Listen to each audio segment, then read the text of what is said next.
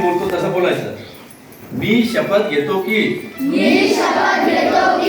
मी वाहतुकीचे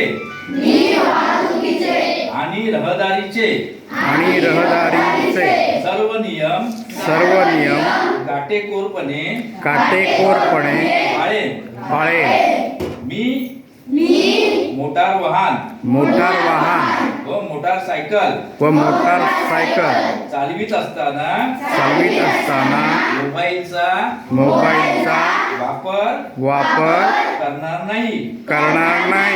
नशा करून वाहन व मोटरसायकल